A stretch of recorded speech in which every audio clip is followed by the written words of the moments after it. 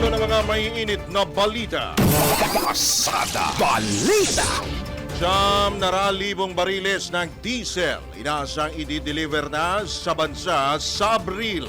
Pasada Balita. Joint hearings ng Kamara hinggil sa Middle East Crisis Response sisimula na sa susunod na linggo.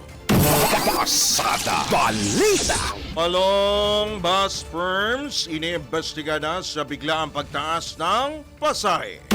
Pasada Balita. Dating Undersecretaries Bersamin at Olaybar kinasuhan na kaugnay ng flood control scandal. Pasada Balita. Review petition sa COMELEC ruling kaugnay sa sinasabing campaign donation kay Senador Escudero kinatigan ng Korte Suprema.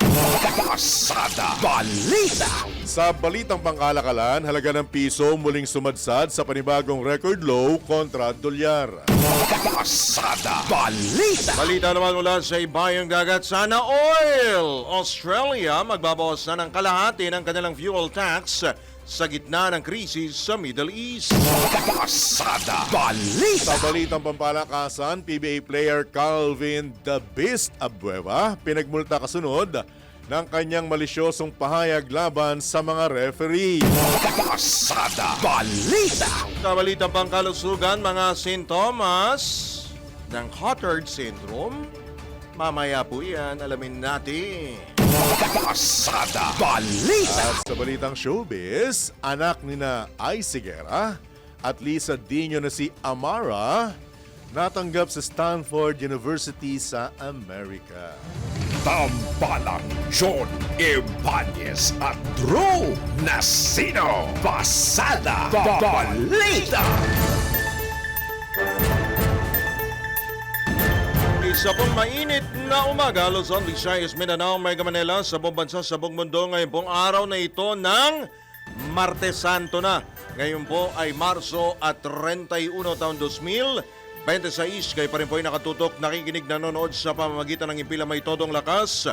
DWIZ 882 sa Live Channel 23 at sa social media via DWIZ 882 am.com sa ating pong official website at sa Facebook at sa YouTube para po sa ating pong live streaming. Kami po ang inyong mga magiging tagapagatid balita, Drew Nasino. Johnny Ibanez.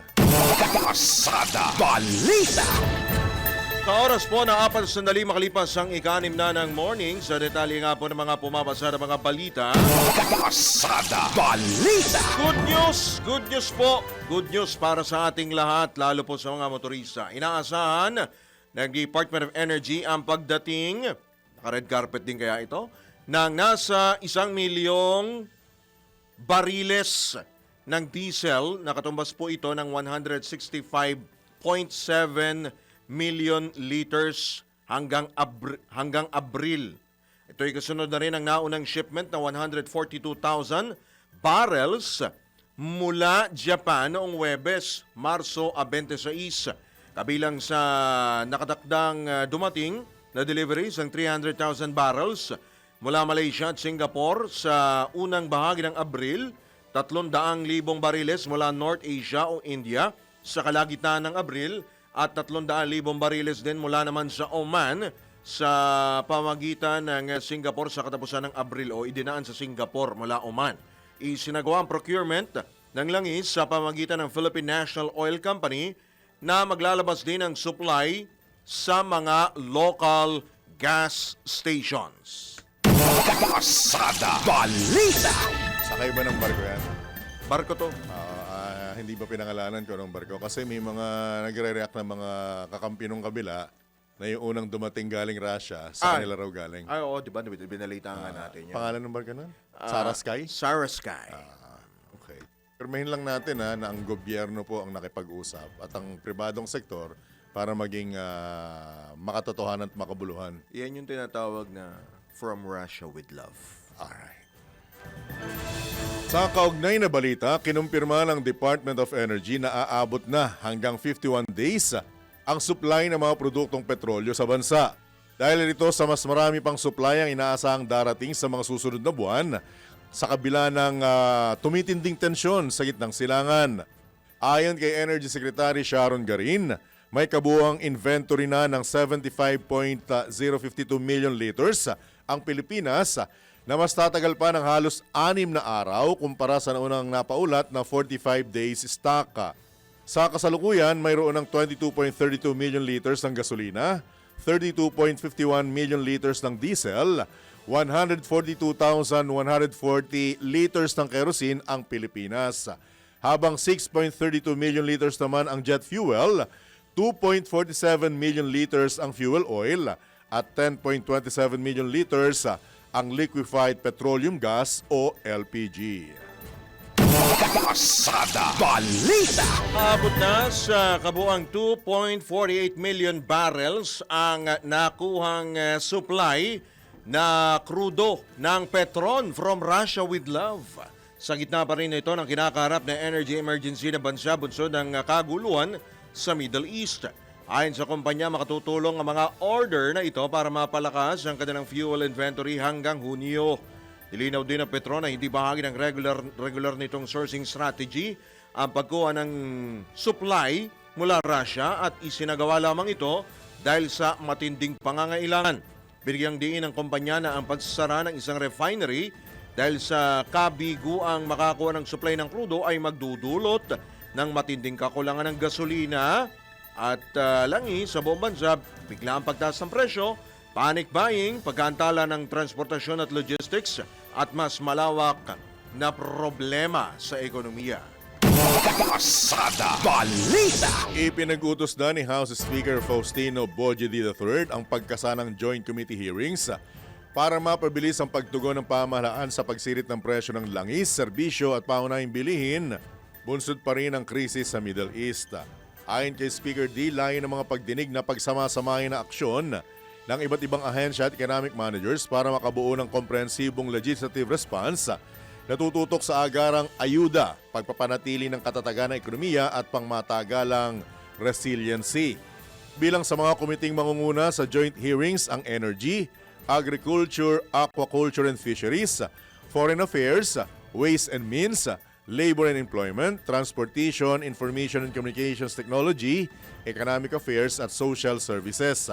Taklaw ng mga pagdinig ang mga halagang sektor na apektado ng krisis kabilang ang enerhiya, seguridad o seguridad sa pagkain, paggawa, transportasyon at pamamahala ng ekonomiya. Ikakasa ang mga pagdinig pagkatapos ng Semana Santa habang naka-session break ang Kongreso. Pasada Balita. Ibinabala naman ni dating National Economic and Development Authority Director General Cielito Habito ang posibilidad na makaranas ang bansa ng tinatawag na stagflation. Ang stagflation ay isang sitwasyon kung saan patuloy na tumataas ang presyo ng mga bilihin habang humihina ang ekonomiya bunsod na nagpapatuloy na pagsirit ng presyo ng langis dulot ng kaguluhan sa Middle East. Ayon kay Habito, nararamdaman na ito sa presyo, trabaho at kita na indikasyon ng sabay-sabay na pressure sa ekonomiya. Ipinalawanag din ng ekonomista na ang pagmamahal ng langis sa global market ay nagtutulak sa paglaki ng gasto sa transportasyon na siya naman nagpapataas ng presyo ng mga pangunahing bilihin tulad ng pagkain. Nagbabala rin si Habito na ang kombinasyon ng mataas na presyo at humihinang labor market ay maaring magpabagal sa paglago ng ekonomiya. Posible rin anyang madagdagan pa ang kompetisyon sa trabaho kung magsisiuwian ang libu-libong OFW mula Middle East. Pasada Balita. Nangako naman ang ilang mga business groups sa bansa na makikipagtulungan sa pamahalaan upang mabawasan ang epekto ng sigalot sa Middle East sa mga consumer. Sa joint statement ng Federation of Filipino-Chinese Chambers of Commerce and Industry, Makati Business Club, Management Association of the Philippines at Philippine Chamber of Commerce and Industry inilatag ang mahakbang upang mapagaan ang epekto ng tumataas na presyo ng mga produktong petrolyo. Kabilang sa kanilang mga plano ang pagpapatupad ng energy saving measures sa mga kumpanya, paggamit ng flexible work arrangement upang mapababa ang konsumo ng gasolina at pagpapalawak ng paggamit ng renewable energy tulad ng solar power upang mabawasan ang pagdepende sa imported fuel. Tinalakay din sa pulong kasama si Finance Secretary Frederick Go ang pagpapanatili ng matatag na interest rates at pagbawas ng non-fuel costs upang mapigilan ang pagtaas ng presyo ng mga bilihin. Binigyang din ng mga negosyante na mahalagang pagkakaisa ng mga business group at pamahalaan upang malampasan ng bansa ang global crisis sa langis. Pasada Balita. Sa oras na 12 sandali makalipas po ang ika-6 na ng morning sa iba pang paksa ng mga balita. Papaliwanag na ng Land Transportation Franchising and Regulatory Board ang 8 bus company dahil sa sinasabing pagtataas ng singil sa pasahe ng walang approval mula sa pamahalaan. Ayon kay LTFRB Chairman, Assistant Secretary Vigor Mendoza II, ang mga bus company na pinagpapaliwanag o pinadalhan na ng show cause order ay ang Bicol Isarog, Rudias, St. Marta, RMB, DLTB, Bicol Magayon, Superlines at JVH. Posible anyang maharap sa suspensyon o posibleng suspendihin o kanselahin ang Certificate of Public Convenience ng mga nasabing kumpanya kung mapapatunayang lumabag sa regulasyon. Batay sa utos, binigyan ng mga bus firm ng 10 araw upang magpaliwanag kung bakit hindi dapat sila patawan ng parusa sabay ng direktiba na itigil ang paniningil ng mas mataas na pasahe. Nakatakda ang pagdinig naman sa Abril 23, pero kung bigong makakadalo, ang mga bus company ay pagmumultahin sila ng ahensya. Pasada Balita. Ito, kapit bayan ha, kapit. Lalo na sa mga motorista, umarangkada na ang panibago na namang malakihang pagtaas sa presyo ng mga produktong petrolyo ngayong araw. Sa magkakahiwalay na abiso, sinabi ng Petrogas at Unioil na magtataas ng 12 pesos at 50 sentimos ang kada litro ng diesel, habang madadagdagan naman ng 2 pesos at 50 sentimos ang kada litro ng gasolina. Inanunsyo naman ng Sea Oil Philippines ang pagtaas din ng 12 pesos at 50 sentimos sa kada litro ng diesel at 2 pesos sa kada litro ng kerosene, habang wala namang pagtaas sa presyo ng gasolina. Epektibo ang nasabing price adjustment simula ngayong araw, kaninang alas 6 ng umaga hanggang sa susunod na anunsyo ng mga oil company. Pakinggan yung maigi ha.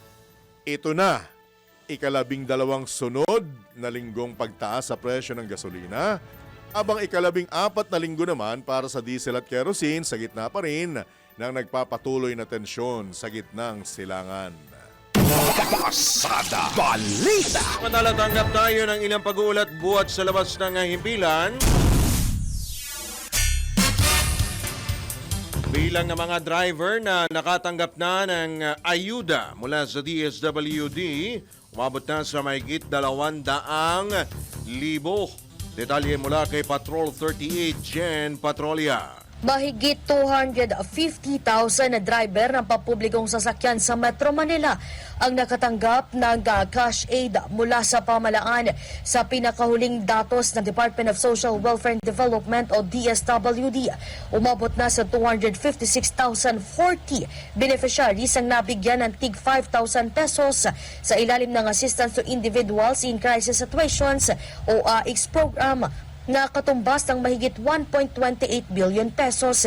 Kabilang sa mga nakatanggap ay mga tricycle driver, delivery riders, TNVS drivers, jeepney drivers at motorcycle taxi riders. Kaugnay nito, mahigit 170,000 pang driver ang kasalukuyang biniberipika para maisama sa special payout na isasagawa pagkatapos ng Semana Santa. Ayon kay DSWD Secretary Rex Gatchalian, sasaklawin ng special payout ang mga hindi nakakuha ng ayuda sa unang bugso at ang mga hindi na panasama sa listahan ng benepisyaryo.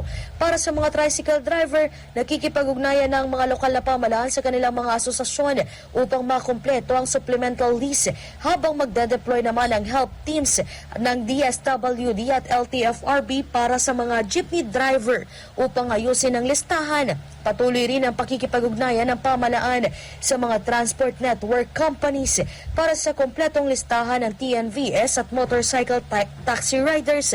Tiniyak naman ng DSWD na walang tsuper ang maiiwan at sisimulan na rin ang pamamahagi ng ayuda sa mga probinsya kasabay ng special payout sa Metro Manila. Ako si Patrol 38, Jen Patrolya nag-uulat. Sa himpilang may todong lakas, DWIZ nagbabalita ng tama, naglilingkod ng tama. Pasada Balita. Pagtaas ng bilang ng mga sasakyan sa mga expressway, inaasahan ngayong Miyerkules Santo. Detalye mula kay Patrol 13, Gilbert Perdes. Inaasang tataas ang bilang ng mga sakyan sa mga expressway o tollway simula Miyerkules Santo bukas o yan. Kaya't kritikal ang paghahanda upang maiwasan ang matinding abala sa mga motorista sa bagong Pilipinas ngayon. Public briefing, sinabi ni Toll Regulatory Board spokesperson Julius Corpus na ang TRB at ang mga toll operators ay patuloy na raw na magbabantay at magpapatupad ng mga hakbang upang mapanatili ang kayusan sa mga expressway hanggang matapos ang holiday season. Dahil ito inikayat ng TRB official ang mga motorista na maging alerto at sumunod sa mga patakaran sa kalsada, kabilang na ang tamang paggamit ng RFID at cash lanes upang masiguradong ligtas ang kanilang biyahe. Anya, sa pamamagitan naman ng full alert status, layunin ng TRB na maging maayos, mabilis at ligtas ang biyahe ng lahat ng motorista ngayong Semana Santa. Patrol 13, Gilbert Perdes para sa Himpilang Matodong Las, DWIZ. Nagbabalita ng tama, naglilingkod ng tama.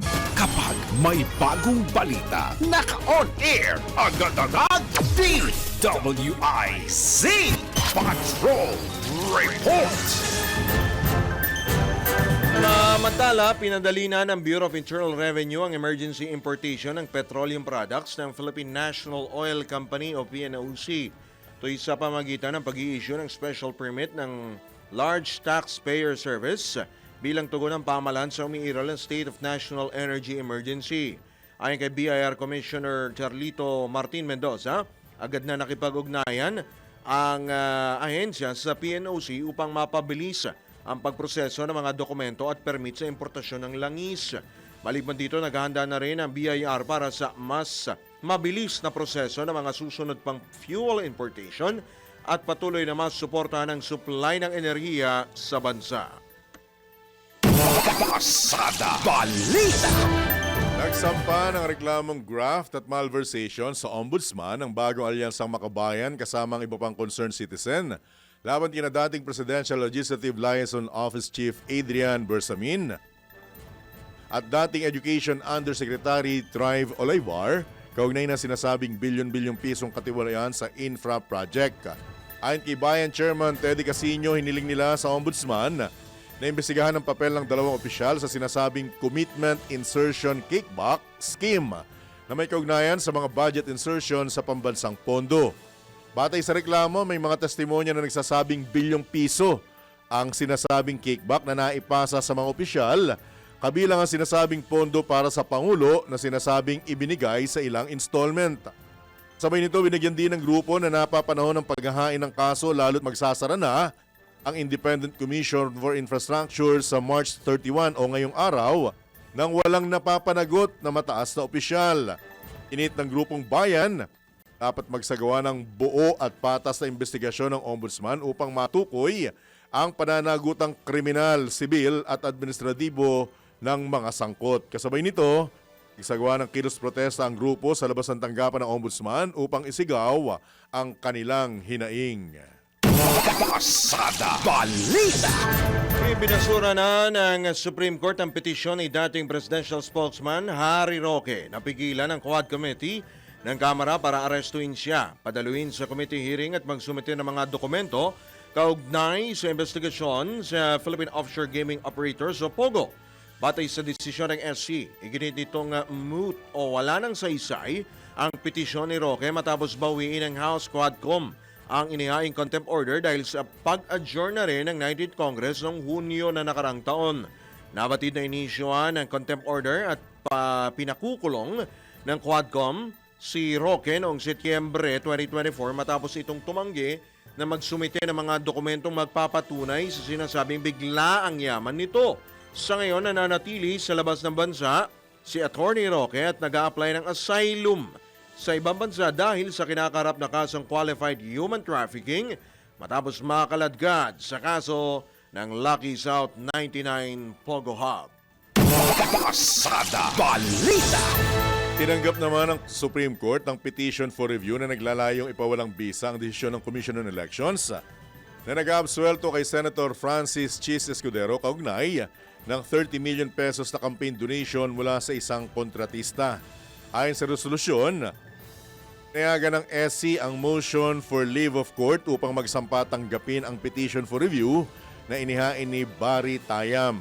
Para naman kay COMELEC Chairman George Erwin Garcia, tinatanggap niya ang pag-usad ng nasabing kaso at nais niya pa rin anyang magkaroon ng jurisprudence sa nasabing usapin. Matatanda ang hiniling ni Tayam sa Supreme Court na suriin ang huling desisyon ng Political Finance and Affairs Department ng COMELEC na nagre-rekomenda ng pagtigil ng investigasyon kay dating Senate President Escudero as sa donor na si Lawrence Lobiano, presidente ng Centerways Construction and Development Incorporated, dahil tinuturing na hiwalay na legal na entity ang kontratista at ang kanyang kumpanya. Ayon pa sa PIFAD, di natagpo ang lumabag sina Senator Escudero at Lobiano sa itinadakda ng Omnibus Election Code. Pasada Balita.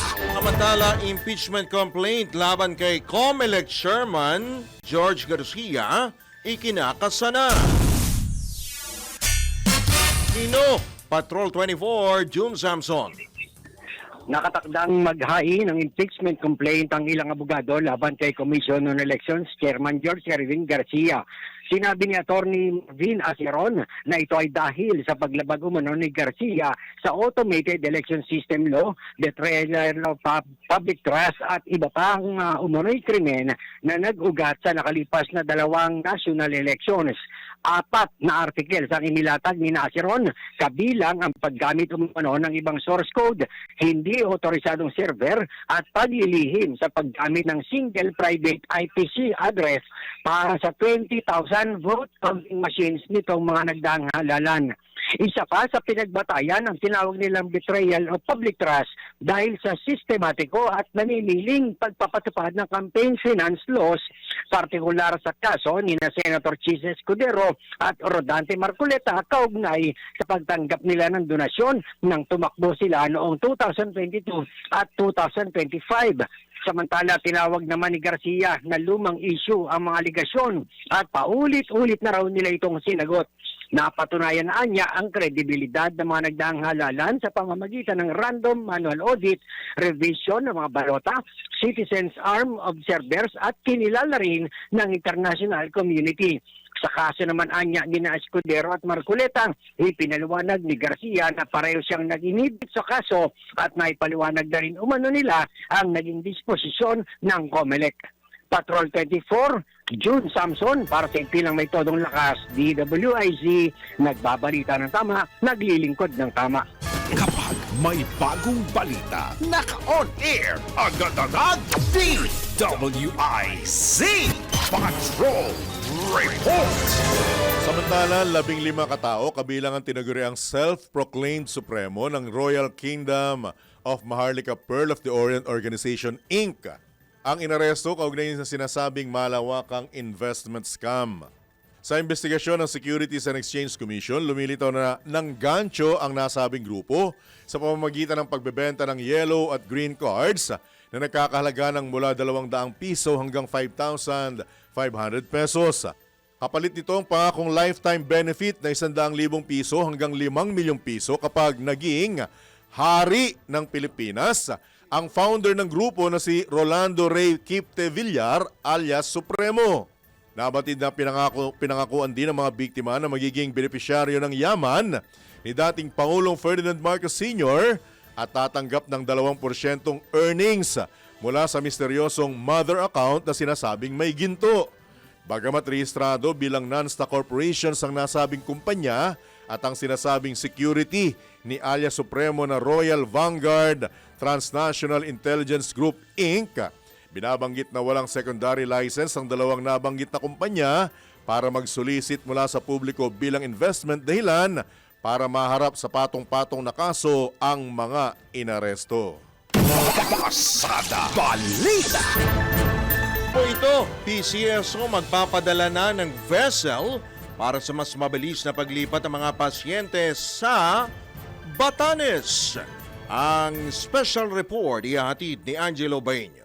Magde-deploy ang Philippine Charity Ship 6 Office ng landing craft vessel sa Batanes upang mapabuti ang transportasyon ng mga pasyente sa pagitan ng mga isla. Ayon kay GM Melquiades Robles, magsisilbing mini Roro ang LCV na kayang magsakay ng ambulansya para diretsyong madala ang mga pasyente sa ospital nang hindi na inililipat. Saklaw nito ang mga lugar tulad ng Sabtang at Basco at layong mapabilis ang serbisyong medikal sa mga hiwa-hiwalay na isla. Bahagi ito ng direktiba ni Pangulong Ferdinand Marcos Jr. na palawakin ang access sa healthcare sa mga liblib na lugar.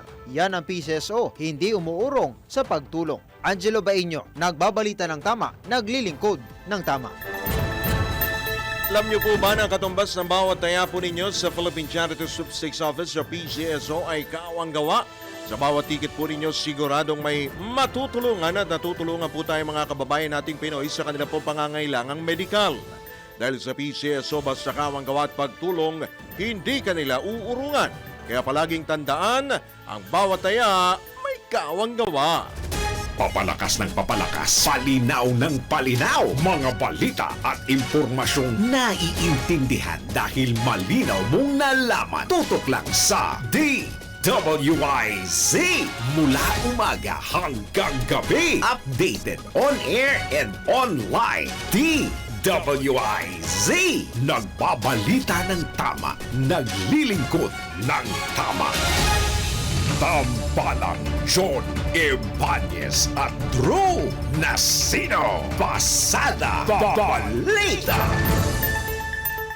Na oras po na 32 sandali makalipas po ang ika-6 na ng mainit na umaga. Sa pagkakataon ito, pag-usapan po natin, tanggap po tayo ng update kaugnay po sa nagpapatuloy na pamamahagi ng cash aid sa mga tsuper na apektado po ng walang prenong pagtaas ng malakihan ng presyo ng mga produktong petrolyo. Nasa kabilang linya po ng ating komunikasyon ang tagapagsalita po ng Department of Social Welfare and Development, si Assistant Secretary Irene Dumlao. Magandang umaga po, Asek Dumlao. Welcome po muli sa DWIZ LU Channel 23. Drew Nasino po at John Ibanez. Morning, ma'am. Hi, Drew and John. Magandang umaga sa inyo. Magandang umaga din po sa lahat ng sumusubaybay ng inyong programa. Opo, Asek, magandang umaga rin po. Asek, kumusta po ang pamamahagi ng cash aid sa mga tsuper? Nakailang porsyento na po ba tayo nationwide? Actually, Drew and John, ang nabahaginan na po natin ng tulong na 5,000 piso na cash relief assistance ay nasa mahigit 256,000 na mga drivers dito po sa Kamaynilaan kasi National Capital Region pa lang po yung ating pong na-serve. Of that number, yung pong mga tricycles ay nasa mahigit 102,000 tricycle drivers. Yung mga TNBS drivers, more than 22,000 po yan. Jeepney drivers, mahigit 22,000 din po.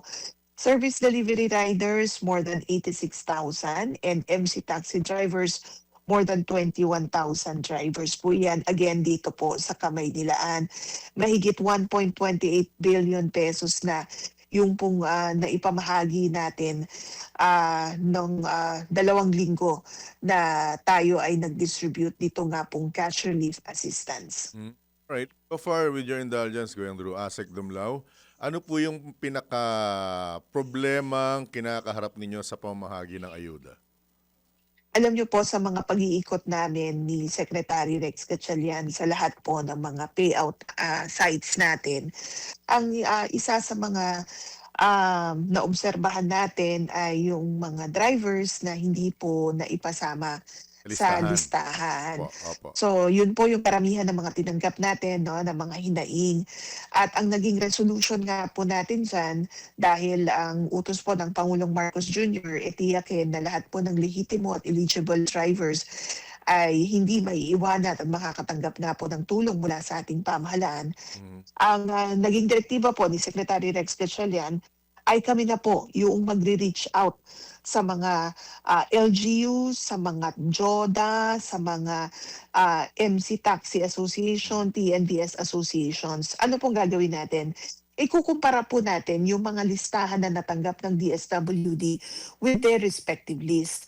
Nang sa gayon, makapture natin sino yung mga hindi nakapag-claim at sino yung nasa mga karagdaga o yung sino yung mga drivers na ilalagay nila dun sa kanilang supplemental list. Sa pamamagitan po niyan, makakatiyak tayo na lahat ng mga concerns sa mga drivers on non-inclusion will be addressed and magsasagawa po tayo ng special payout para po sa kanila. Asik Dumlaw, with your indulgence, ang ilan pong mga naririnig naming reklamo ay yung problema ng mga sumasideline lang bilang rider na para kumita. Paano po ninyo susolusyonan ito? Kasi mukhang hindi sila kasama sa original master list. Well, that's correct. Ano po? Kasi ang kwento nga sa amin ng ilang mga drivers ay sa isang sasakyan ay maaring 3 o 2 po sila na nagmamaneho, Relievo. nagsasalitan sila. Tama. Ang sabi nga natin, isama pa rin po sila. Kasi po, sila ay naghahanap buhay din naman po. And sila ay namamasada rin and apektado nga po ng patuloy na pagtaas ng presyo ng petrolyo. So yun po yung sabi natin doon sa kanila pong mga asosasyon, sa kanilang mga grupo, isama nyo po sila. Alright. Opo. Asek, bukod dun sa mga binabanggit ni Kuyang John, kasi may mga nagre-reklamo, natatanggap tayo mga reklamo dun sa ibang LGU, though hindi ko nababanggitin, pero within Metro Manila lang din po ito, may nagre-reklamo na sila ay may kaltas po yung kanilang ayuda. Na ano nyo na po ba yan? Nakarating na po ba yan sa inyong kabatiran? Kasi, di ba, tama ko ba, 5,000 yung binibigay ninyong cash aid, pero dun sa particular po na LGU na yon, tinapyasan, binawasan. Magkano na lang natira? Naging 2,000. Yun ang Mas malaki pa yung nakaltas? Oo. Pero isa lang nagreklamo naman. Alright. Kumbaga, hindi niya binanggit kung lahat ba ginawa. Ganun ang nakuha. Asek, meron na ho ba mga nakarating sa inyo na ganyan reklamo? Sa amin naman po, wala kaming natatanggap na reklamo na ganyan. But we'll check on that concern. Kasi kami po sa DSWD, kami po yung paymasters. Wala pong ibang nagdi-distribute o nagre-release ng 5,000 piso but our personnel. So malinaw naman po na 5,000 piso ang aming pong ipinoprovide doon sa mga drivers. In fact, pinipicturan nga po namin yung mga drivers na nakatanggap, of course with their consent, na pinipicturan po natin para may pakita talaga na Resibo. bawat isa sa kanila ay nakatanggap. Kasi that will be part of our monitoring also. Opo. Right. Nabanggit po ng LTFRB, with your indulgence, Asek Dumlaw, na nasa karagdagang 53,000 drivers pa at mula sa Transport Network Company at 81,000 pang mga MC taxi riders ang isusumite for verification. Natanggap niyo na po ba yung information na ito, Madam Asek? Yes, that's correct. In fact, kahapon nakipagpulong kami sa LTFRB immediately after the press conference that we had. Ito nga pong listahan na natanggap ng LTFRB, isa sa ilalim ng deduplication process ng DSWD. Bakit po namin ito gagawin? Ito ay upang tiyak na wala pong nagkadoble-doble na mga drivers kasi baka it's possible na nakalagay siya sa listahan ng MC Taxi and nakalagay din siya sa listahan ng mga service delivery riders. So upang matiyak na walang double dipping o yung tinatawag natin na 2 beses tatanggap ng ayuda, ay ilalim nga natin sa deduplication process. Ano po ba itong binabanggit na numerong ito? NCR pa rin lang po ba ito o nationwide na, Ma'am Asek? Yeah, that's correct. National Capital Region pa lang po iyan. Alam nyo po, kasi noong pong na umiikot nga tayo at pinakinggan natin ang mga hinaing ng mga drivers, ang sabi po nila, hindi po sila isinama sa listahan o hindi nila nakita yung kanila pong pangalan doon sa ipinaskil ng LTFRB. So we spoke to LTFRB at ang sabi niya, yung naman pong listahan ay yun yung isinumite ng kanila pong mga asosasyon o yung kanilang transport network companies. So we spoke with the transport network companies at sabi natin, kami ang binabanata sa amin nagrereklamo yung pong mga drivers. So let's settle the matter now and you submit the list to us so that we could also provide the necessary assistance to your drivers. At yan po yung napagkasundoan, yan nga po yung ginawa. So, kailan po masusundan or mas mapapalawak itong pamamahagi ng ayuda na ito, ASEC Dumlao? Well, yung isasagawa natin na special payout dito sa Kamaynilaan para sa mga drivers who were not able to claim their financial assistance, and for those who belong in the supplemental list, after Holy Week na po natin gagawin yung kanilang special payout. At para naman sa mga drivers outside Metro Manila, after Holy Week na rin po tayo mag-uumpisa. Wala po ba kayo natatanggap na reklamo dahil bakit of all people, NCR ang inuna ninyo? Wala namang pong nagrereklamo, but then ang explanation kasi ng DSWD dyan is inuna natin dito sa National Capital Region because nung nagkaroon nga tayo ng pagpupulong, nakita natin na okay yung kahandaan ng mga ng listahan sa local government units, particularly yung sa tricycle, kasi tricycle ang inuna natin. And alam naman natin na itong listahan ng mga tricycle ay nanggaling sa local government units kasi sa kanila po kumukuha ng prangkisa. So na nakita natin na ready na po yung bilang o yung talaan na yun, ay we immediately started with the payout because that's the objective na mabigyan na po ng paunang lunas at immediate na lunas Opo. yung pong mga suliranin na kinakarap ng mga drivers natin. Opo, linawin lang din natin, Ase, kasi marami ang nalilito di ba? Itong cash aid na ito, iba pa dun sa fuel subsidy. Tama ho ba? That's correct. Magandang katanungan po iyan. I would like to take this opportunity na i-clarify na iba po yung fuel subsidy na galing sa Department of Transportation doon sa cash relief assistance na ipinoprovide ng DSWD. Ang cash relief assistance po from the DSWD ay nagkakahalaga ng 5,000 piso. Yan po ay binibigay natin sa mga tricycle Opo. drivers, TNVS drivers, jeepney drivers, service delivery riders at MC taxi drivers. But we understand na yung mga drivers na ito, sometimes sila na rin po yung operator. Alright. So kung ikaw yung nagmamay-ari ng sasakyan, ikaw na rin yung driver, kasama ka po dito. Pero kayo lang, dito lang po sa mga nabanggit ko na mga drivers, yung pong binabahaginan ng DSWD ng cash relief assistance. Other drivers, kagaya ng mga taxi, kasama na yung operator at yung driver, fuel subsidy po ang ibinabahagi ng DOTR. ASEC, sa inyo po ba kasama yung humihiling na mga konduktor na makatanggap din ng ayuda o sa DOTR? Well, yan po ay inabanggit noong press conference ng DSWD at ng DOTR sa may PITX. And sabi nga po ng DSWD at ng DOTR, ito ay pag-aralan din natin. Kasi kung in crisis din naman yan, pwede namang pumunta sila. Kasi magkakaiba ng krisis na kinakaharap yung ating pong mga tsuper, at iba pang mga individual. But if they think na sila ay in crisis situation, talagang may matinding pinagdadaanan, maaari naman po silang magtungo sa Crisis Intervention Unit ng DSWD at i-assess po ng ating pong mga social workers. Ang mahalaga lang po na mabanggit natin is inuna talaga natin itong mga drivers kasi sila po talaga yung pinaka-apektado ng patuloy na pagtaas ng presyo ng petrolyo. ASEC, may nagtatampo po, ASEC Dumlao. Daw pong mga pasaherong nakakaranas din ng epekto. Wala po bang malalapitang partikular na ahensya ng pamahalaan? Yung mga minimum wage earner, kasi last week merong nagpanukala na dapat pati yung Dagdag sweldo? Pati sila. Hindi, dapat. kasi kung hindi maibibigay yung dagdag sahod agad-agad, dapat meron ding May silang ayuda. Oo, kumbaga may pang-emergency. Kasi lahat naman nakakaranas. Diretsuhin na natin. Crisis. Tayo, kasama tayo. ASEC, sa inyo rin ba kami lalapit? Ano yung sabi ko nga magkakaiba tayo ng crisis na kinakaharap at kinakailangan na ma-assess nga po para sa kaukulang intervention. May mga lang talaga, may mga prioritize lang talaga tayo kasi nakita natin sila yung most vulnerable, sila yung most at risk, and kinakailangan na i-caution yung impact, yung impact, yung adverse shock na kinakaharap nga po nila. But yes, we're listening, nakikita natin yung krisis na kinakaharap po, yung mga suliranin na kinakaharap ng bawat isa sa atin.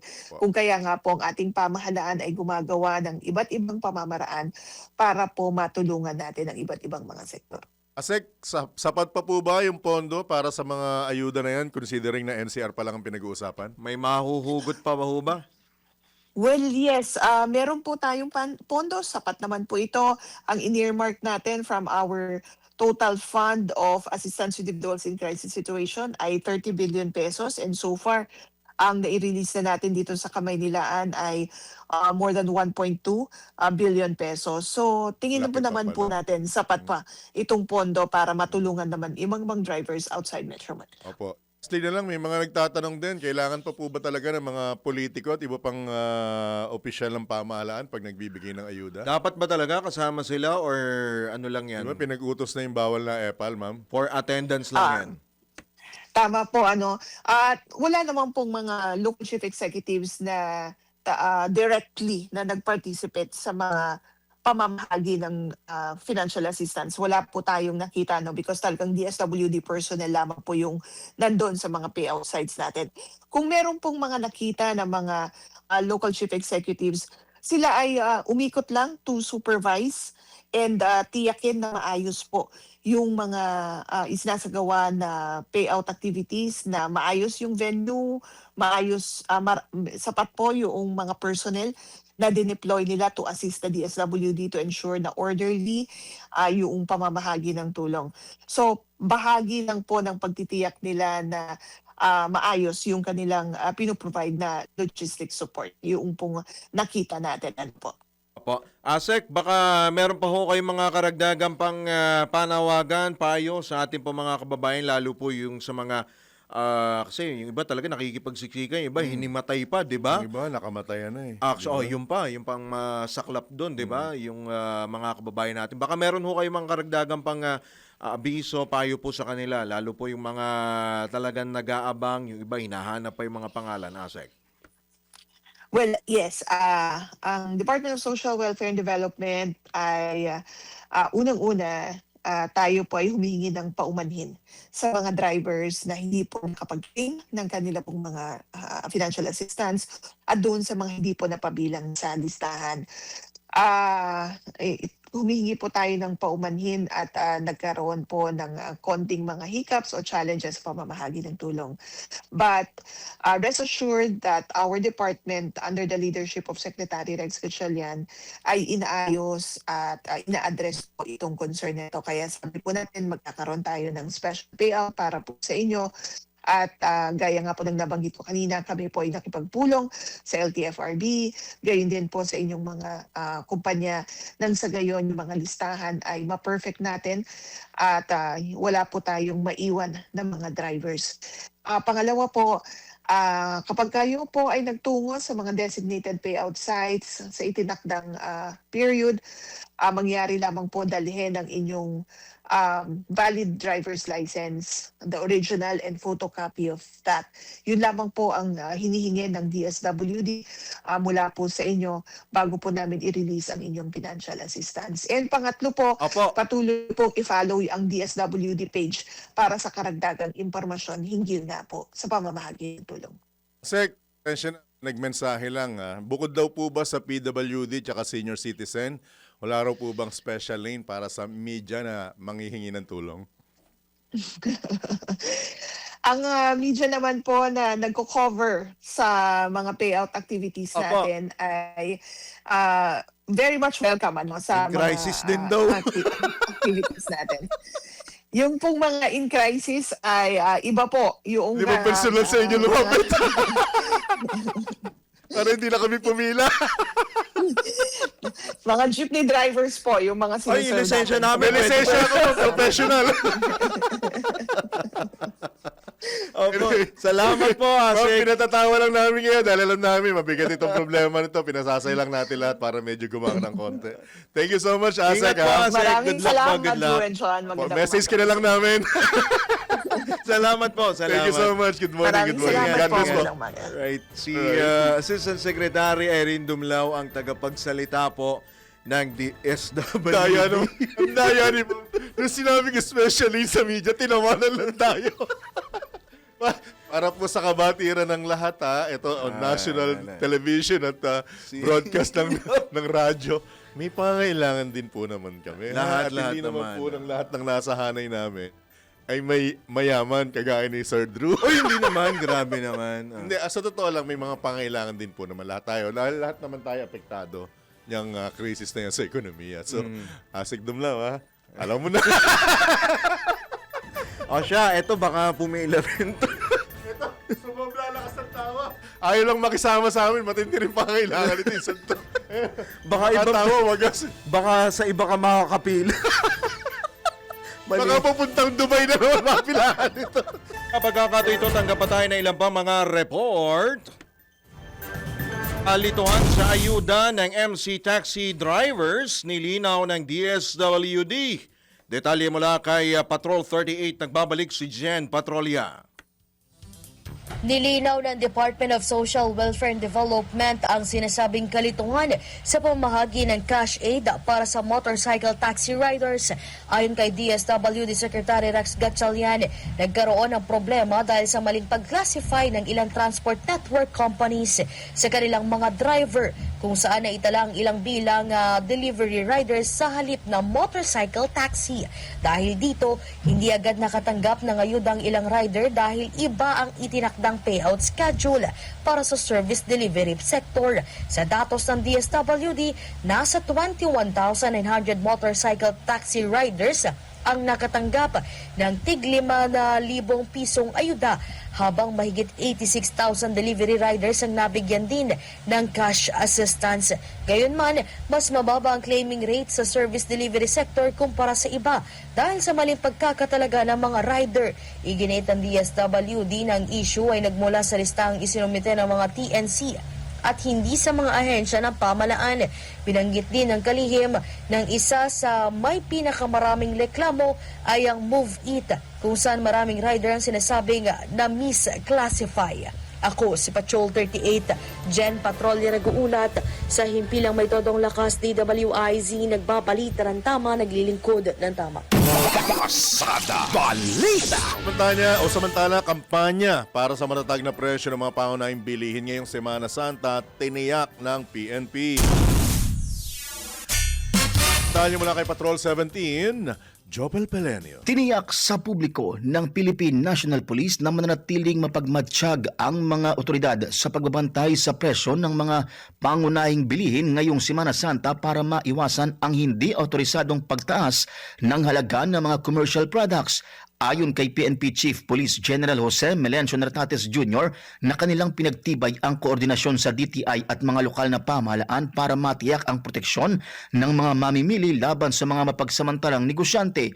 Tuloy-tuloy aniya ang mahigpit na pagbabantay ng pulisya, lalo na ngayong Semana Santa, at hindi nila papayagan na samantalahin ng mga negosyante ang sigalot sa Middle East. Pinaalalahanan ni Police General Nartates ang publiko na iwasan ang panic buying dahil nananatiling sapat ang supply ng mga pangunahing bilihin. Una nang sinabi ng DTI na maayos ang supply ng mga pangunahing bilihin sa bansa at nananatili umanong matatag ang presyo ng mga basic commodities sa kabila ng inaasahang price adjustments na maaring ipatupad o mangyari sa ikalawang bahagi ng Abril. Ito si Patrol 17 Chopel Pelenyo para sa himpilang may todong lakas, DWIZ. Nagbabalita ng tama, naglilingkod ng tama. Pasada Balita. Mga teknisya naman sa mga tollway, handa na rin sakaling magkaroon ng aberya ngayong Semana Santa. Pabalik si Patrol 13, Gilbert Perdes. Handa na rin ang mga technician sa mga tollway sakaling magkaroon ng aberya sa mga makina ng toll booth. Ang magantong tugon daw ay critical para maiwasan ang matinding pagkaantala sa biyahe ng mga motorista. Ayon naman kay Julius Corpus, tagapagsalita ng Toll Regulatory Board o TRB, naka-standby din ang lahat ng patrol cars, quick reaction teams at medical teams kasama kasama ng mga ambulansya at tow trucks upang agarang makatugon sa anumang insidente sa kalsada. Sa Bagong Pilipinas Ngayon public briefing, sinabi ni Corpus na pinalalakas din ang Motorist Assistance Services at Traffic Management Group upang tiyakin ang maayos na daloy at seguridad ng trapiko. Kasama sa paghahanda ang pagpapaigting ng maintenance at paglilinis sa mga toll facilities, kabilang na mga palikuran at gasolinahan sa kahabaan ng expressway. Binigyan din pa ng opisyal ang hakbang na ito ay naglalayong magbigay ng ligtas, maayos na biyahe sa mga motorista, lalo na sa kasagsagan ng holiday rush. Anyang full alert status ay hindi lamang para daw sa mabilis na daloy ng trapiko sa mga expressway, kundi pati na rin sa kaligtasan at kaginhawaan ng mga pasahero. Patrol 13, Gilbert Perdes para sa Himpilang May Todong Las, DWIZ. Nagbabalita ng tama, naglilingkod ng tama. Pasada Balita. Samantala, ilang bus operator nagbawas na ng biyahe, PITX, hinikayat naman ng mga pasahero na maagang magpabook ng kanilang biyahe. Patrol 5, ayayupan ko. Hinikayat ni Parañaque Integrated Terminal Exchange PITX spokesperson Jason Salvador ang mga biyahero na maagang magpabook ng kanilang biyahe. Ayon kay Salvador, may ilang bus operator na ang nagbawas ng kanilang mga biyahe dahil sa taas ng presyo ng krudo. Ngunit nangako naman ang mga ito na magdaragdag sila ng unit sakaling kailanganin ngayong Semana Santa. Gayunpaman, nilinaw ni Salvador na lalarga lamang yung mga karagdagang bus unit kung matitiyak ng bus operator na mapupuno ito para maiwasan ang pagkalugi. Kaugnay nito, pinayuhan ni Salvador yung mga nagbabalak umuwi sa kanilang lalawigan o probinsya ngayong Semana Santa na mag-book agad sa mas maagang panahon para maiwasan ang paghihintay ng matagal sa pila. It is Patrol number 5. Ayayupang para sa Pilamatol ng Lakas, DWIC. Nababalita na tama, naglilingkod ng tama. Kapag may bagong balita, naka-on air, agad-agad, DWIC Patrol Report. Tambalang John Ibanez at Drew Nasino. Pasada Balita. On air, online, on ground. Tama ang balita, tama ang paglilingkod. Saan mang bahagi ng bayan, saan mang panig ng mundo, pinaglilingkuran ang Pilipino. Ito ang News Authority ng Aliw Broadcasting Corporation. Inaabot ang bawat isa, radyo, telebisyon at digital. DWIZ News, laging nagbabalita ng tama, naglilingkod ng tama.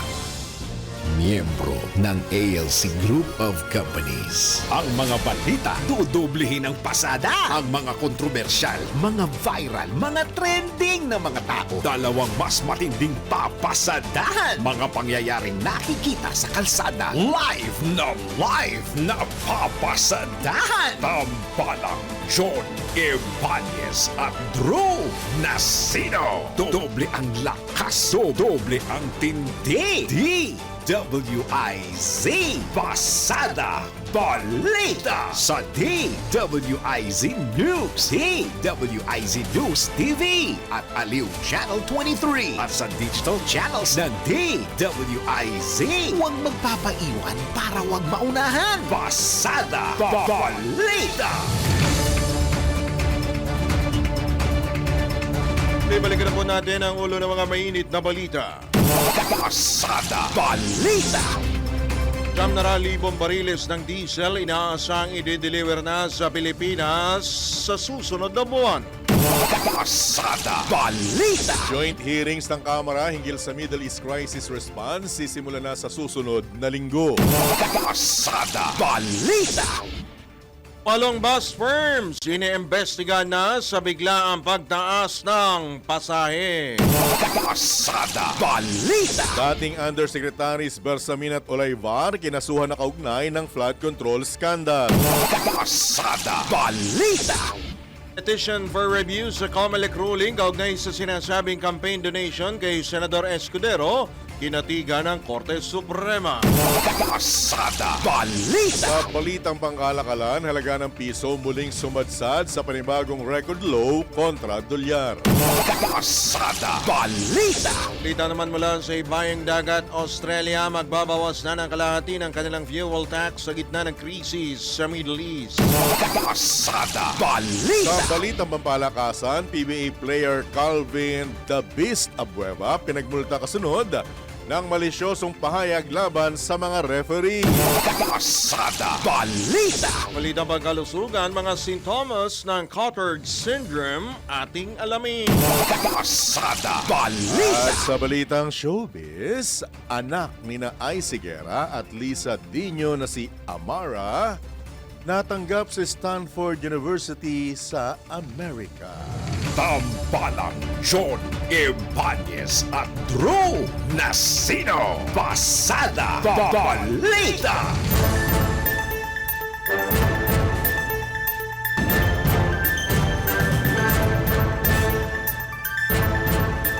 Sa oras mo na 4 sandali makalipas ang ikapito ng umaga sa pagpapatuloy pa rin ng ilang pang mga balita. Posibleng pumalo na lang sa 3% ang madagdag sa volume ng mga sasakyang daraan sa North Luzon Expressway kumpara sa normal daily average nito ngayong Semana Santa.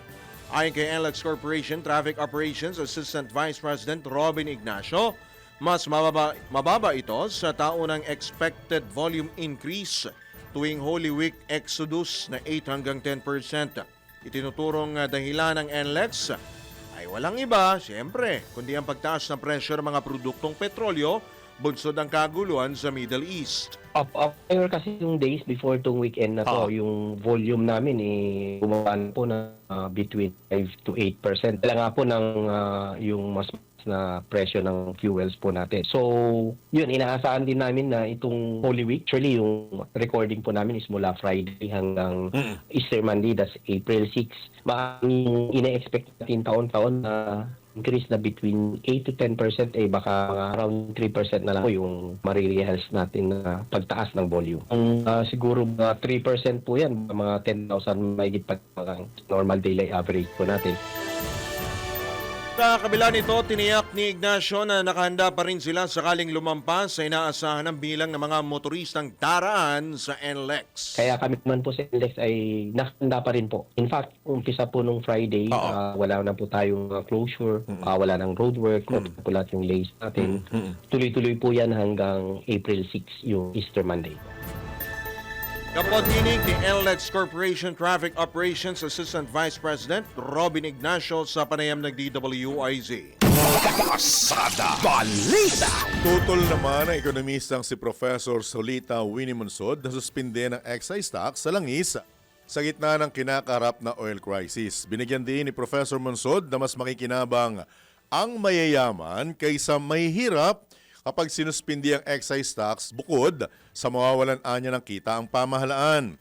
Dahil dito ay minungkahi ni Professor Monsod na magpataw na lamang ng one-time worth tax para ang mga mayayaman o para sa mga mayayaman, partikular ang mga mayroong mahigit 3 bilyong pisong halaga ng ari-arian.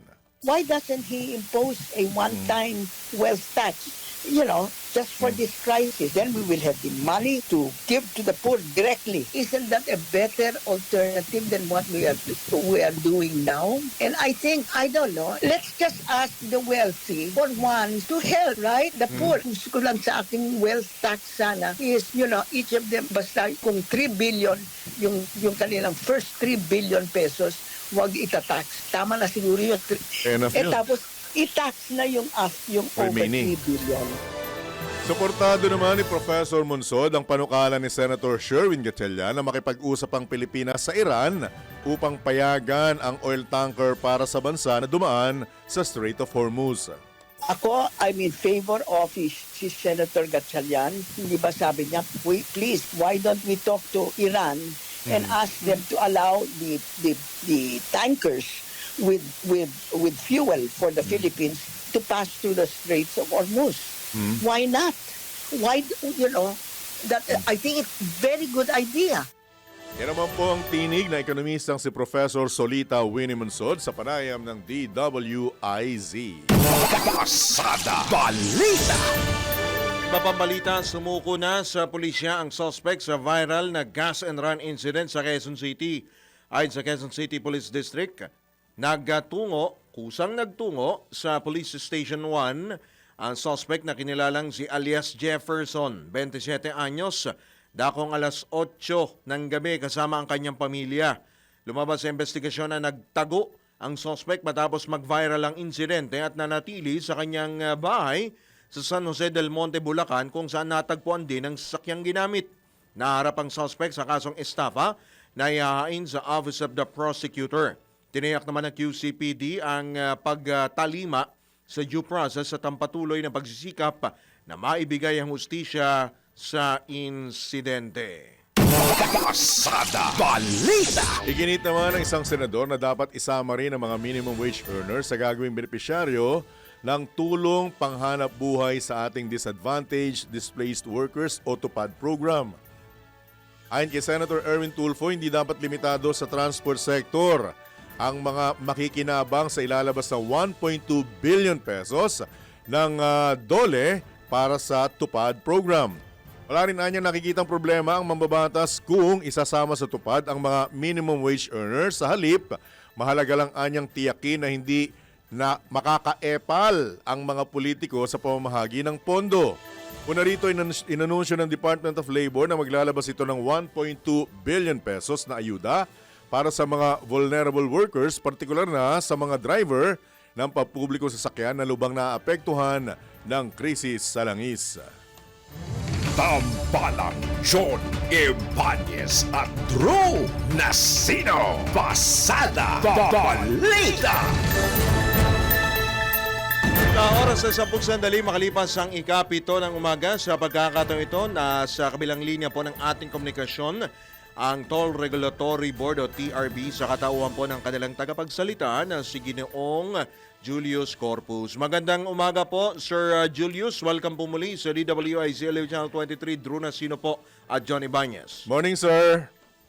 Sir Drew, Sir John, isang magandang lahat na ating mga kasamahan natin sa DWIC. Isang napakagandang umaga po sa lahat. Opo, salamat din po sa inyo pong pagpapaunlak, Sir Julius. At batid po namin na kahit ganitong panahon ng bakasyon, kayo ay talagang laging mahahagilap, ika nga, Sir Julius. Ngayon nga pong Semana Santa, ano ho ba ang mga inilatag po na preparasyon din po ng Toll Regulatory Board sa inaasahan po natin na, actually, ang magandang tanong, inaasahan na ba natin? Yung Daragsa pa rin ba? Daragsa pa rin kaya, Sir Julius, ang malaking volume ng mga sasakyan? Sir Drew and Sir John, actually po, nagsimula na yung ating Oplan Biyaheng Ayos Semana Santa and Summer Vacation 2026 noong nakaraang Sabado. At ito po ay magtatagal hanggang April 5, Sunday, itong parating na linggo. At ito po ang na-observe natin since Saturday na inaasahan sana natin na nagkaroon na ng konti man lang saan ng pagdagsaan ng motorista palabas ng Metro Manila nang sa ganun huwag magsabay-sabay itong parating na bukas at saka Webens. Subalit na naging regular traffic pa rin po ang naobserbahan natin Sir Drew and Sir Rod, no? Up to this point in time, wala pa po tayong namomonitor na dagsa ng traffic palabas ng Metro Manila na gaya ng ating inaasahan.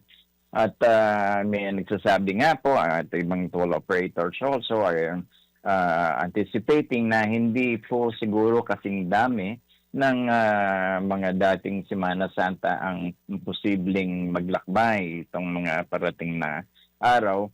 Ganun pa man ay hindi po kami magpapabaya.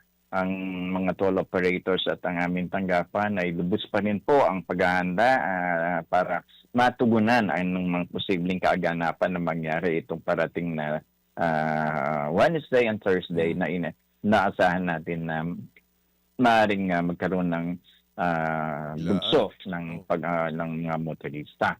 At sa Sabado at saka Linggo at saka yung Lunes ay maaaring yung pagbalik naman. Actually, ang ina-expect natin, Sir Julius, with your indulgence, ay yung bukas after ng office hours.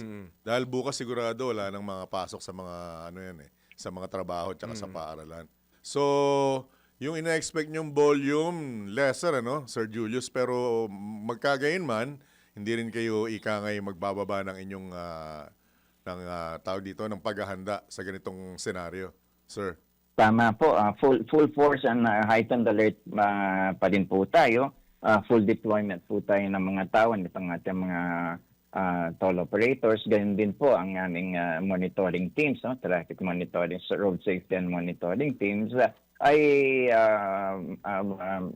talaga pong naka-full deployment po sila through the entire Oplan period from March 28 up to April 5. Kaya makikita niyo po na kung kayo yung maglalakbay sa ating expressways, yung mga paghahanda nila ng lahat ng lanes natin are open, mga additional personnel sa mga toll plazas both in CAS and ATC, yung barrier up system kung humaba ang pila, at yung mga patrol cars, management, traffic management teams.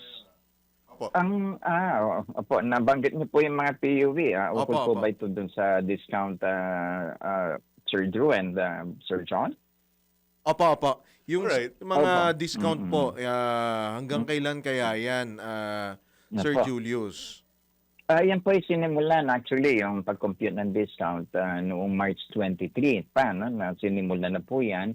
At every week thereafter, i-rebate po, ibabalik po yung binayaran ng mga jeepneys, modernized jeeps, yung discount sa kanila. Kasama na po ang mga buses natin, public utility buses natin.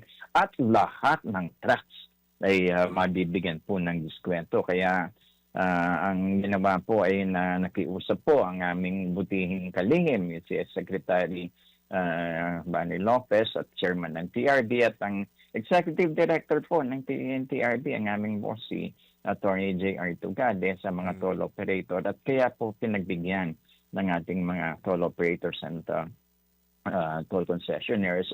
Ayan din po kasi bunsod din namang direktiba ng ating mahal na Pangulo. Kaya't by Thursday nga po, maibibigay na yung unang rebate. Kasi yung first week of computation, magagawa na yung unang rebate, ibibigay na po by Thursday dito sa mga... Sir Julius, possible ba i-extend yan? Kasi kung ganito kung tuloy-tuloy itong crisis na ito, siyempre, who knows, hindi natin alam kasi nakadepende naman doon sa mangyayari doon sa Middle East kung matutuldukan ba yung gera na yan. Possible ba ma-extend yung pagbibigay po ng rebate? Ganun nga po ito, Sir John and Sir Drew, Ang unang po ito na pag-usapan dito is that it will be up to May 22 initially for 2 months, But subject to review po yan, subject to review kung kailangan pa bang i-extend or what. Depende po siguro sa sitwasyon natin at that time. Right. Alright. Sir Julius, ang karaniwang problema pagka ikangay nagkakaroon ng volume, yung problema natin doon sa pag-angat ng mga barrier at saka doon sa RFID, nasolusyonan na po ba yan?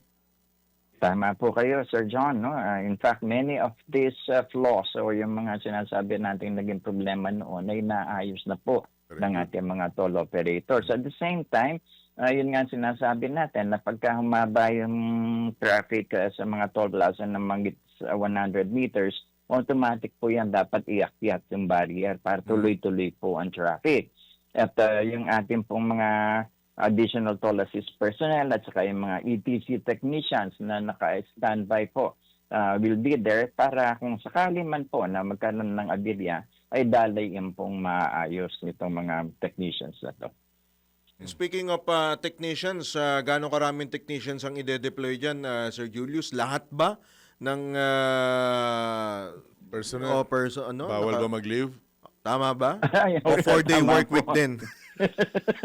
Meron pong mga ganon, Sir John and Sir Drew, na naka 4-day work week din yung iba. Pero ngayong heightened alert po, lahat po ng mga personnel na kailangan para sa maayos at maginhawang paglalakbay ng ating mga motorista ay dapat nadyan na nakadeploy gaya po ng aming mga road traffic and safety teams po namin. Nakadeploy din po sila kahit na holiday.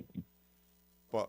Sir Julius, meron po kaming inihirit kay Director ba? Kay, Kay Sir Robin Ignacio, na kung maaari po, dahil ang exempted lang sa discount, ang mga may discount lang ay yung mga PUV. Kung magpapakilala po ba kami ng mga kakilala nyo at kaibigan nyo, Sir Julius, madali po ba kaming makadadaan at may discount po ba kami? Yung malayo pa lang, no? Tagal na po namin Malayo pinapanawagan sa inyo to, Sir Julius, ha? Pwede ba namin ilagay yung picture mo, sticker namin sa, ano? Sa windshield! Para pag nakikita, libre! Tapos yung makikita sa malayo pa lang, no? RFID. Pwede mo kami. Pwede po ba? Pwede naman po, pero natatakot lamang po kasi ako. Makapagka yung pong picture ko nandyan sa kotse ninyo, baka hindi po triple, baka 10 beses pa ang fee. Sir Julius, ito na lang. Meron daw isang kondisyon, malilibre kami. Opo. Pero paatras ang pasok. Dapat paatras. Kasi nasa likod yung sticker. Grabe ka. Oo nga po. Oo nga. Pa rin ba talaga kami mapagbibigyan? Taon-taon na lang yan. Hayaan nyo. Pagka nalaman kung hindi na ako sisingilin ng 2 beses, Yun nga eh. Okay. Nararapat. Sige, sasabihan ko po kayo. Anyway, may isa pa ako suggestion kay Sir Drew with indulgence, Sir Julius. Opo. Kung di uubra yung malibre kami, biyahe na lang kami dalawa, gagamitin namin truck. Pwede ba? Ayan. Ano, discounted tayo sa toll. Yung jeep, pati yung jeep. Okay, yung PUV. Diba? Yung pangkarga ng mga gulay-gulay, no? Pwede na rin. Bigla tayo ng damo-damo dyan. Tsaka patuka. Anyway, pinapagaan lang namin, Sir Julius, kasi alam natin na lahat naman tayo apektado ng krisis sa Middle East. So kung meron pa kayong karagdagang pahayag, Sir Julius, baka may panawagan po kayo sa mga motorista po, mga PUV driver, mga bus driver, Sir Julius. Opo, actually, ang panawagan naman po namin para sa lahat ng motorista maglalakbay, no? Naglalakbay sa ating mga expressways. Na unang-una, alam niyo naman po ang kahulugan ng blow bagets natin, no? Yung kondisyon ng sasakyan at kondisyon ng nagdadala ng sasakyan.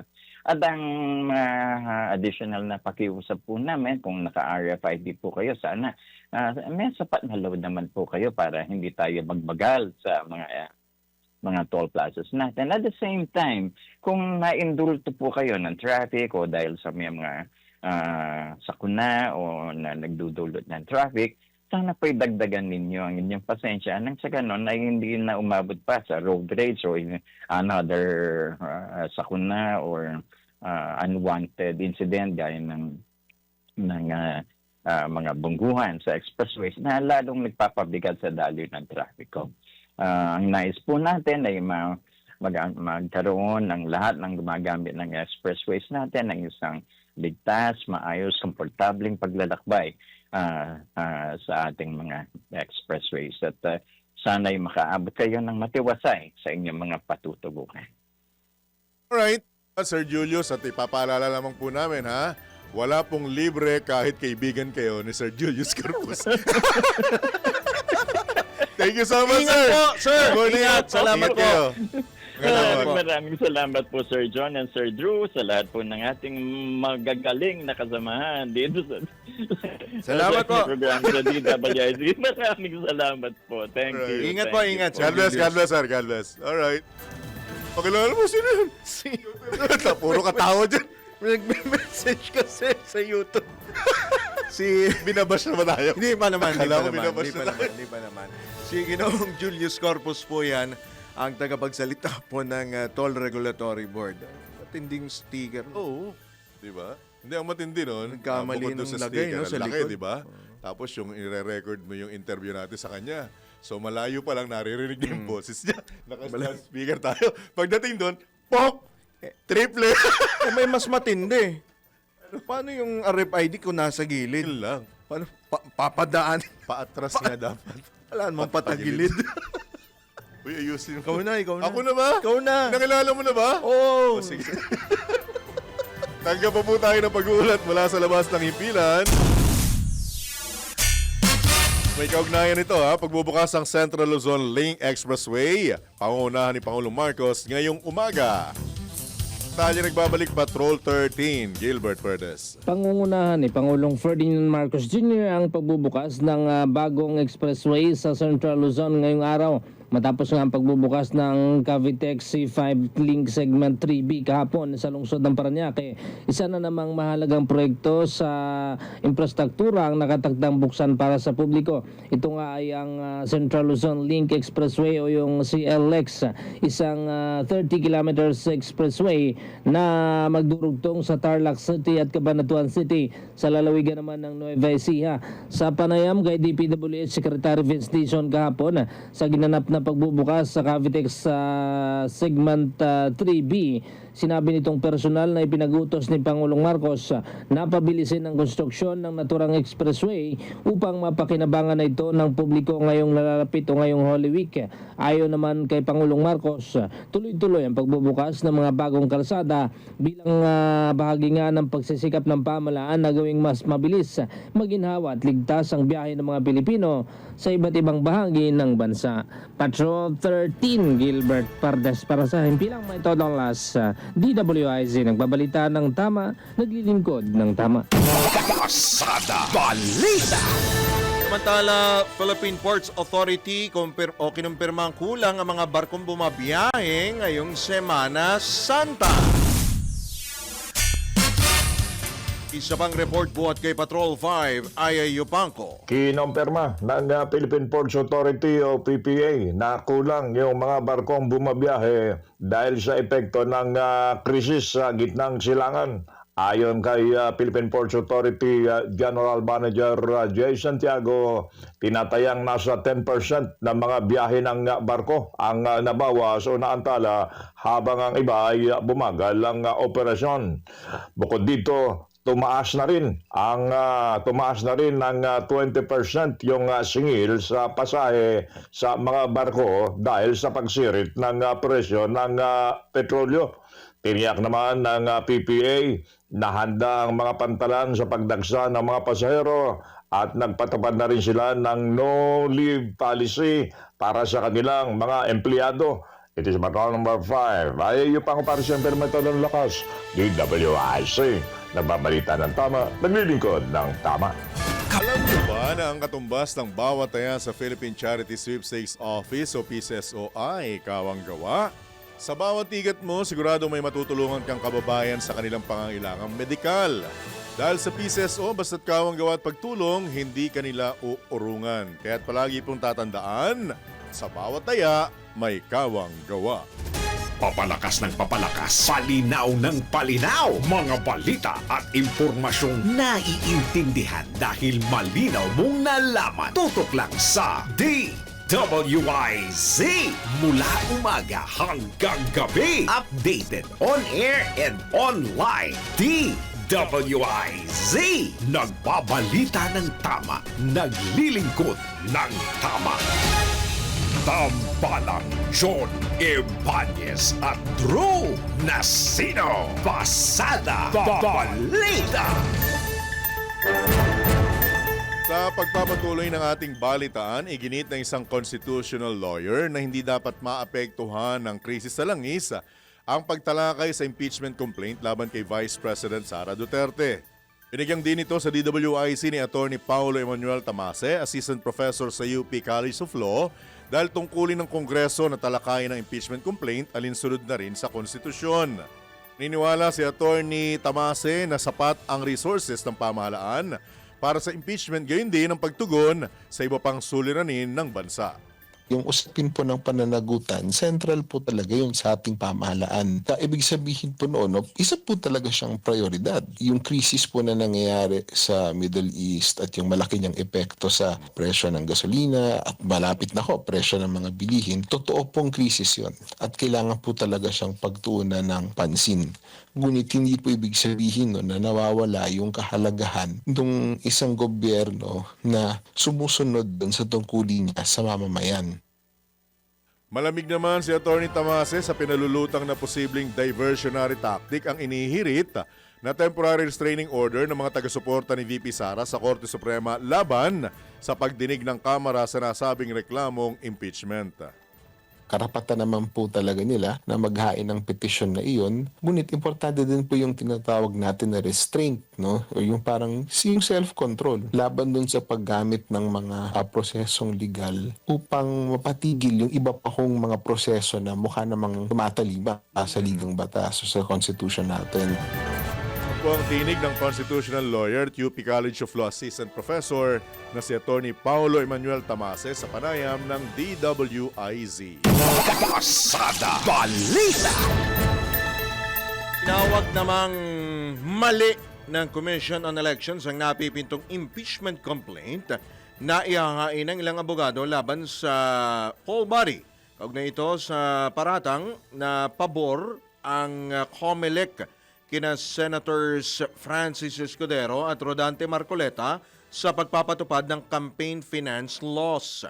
Bigyang diin ng COMELEC na sumailalim sa batas ang kanilang mga pagsusuri at o ang kanilang mga desisyon at dumaan sa masusing pagsusuri kung saan natukoy na nakabatay ang reklamo sa lumang isyu na matagal nang naipaliwanag.